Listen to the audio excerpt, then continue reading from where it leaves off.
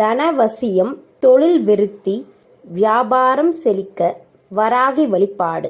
வராகி என்றாலே வரம் என்று பொருள். இவள் அதர்வன வேதத்தின் தலைவியாகவும் விளங்குகிறாள்.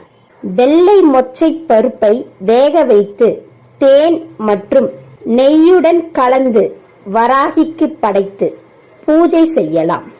இதனால் தனவசியம் ஏற்படும், தொழில் விருத்தியாகும், வியாபாரம் செழிக்கும். பக்தர்கள் கூப்பிட்ட குரலுக்கு வருபவள் வராகி. எதிரிகளால் பாதிக்கப்பட்டவர்கள், வழக்குகளில் சிக்கியவர்கள் வராகி அம்மனை வழிபட்டு பலன் அடைந்திருக்கிறார்கள். வராகி மந்திரம்: ஓம் ஷாமலாயை விக்மகே ஷல அஸ்தாயை தீமகி தன்னோ வாராகி பிரச்சோதயாத். இந்த மந்திரத்தை தினம்தோறும் 108 முறை கூறி வணங்கலாம்.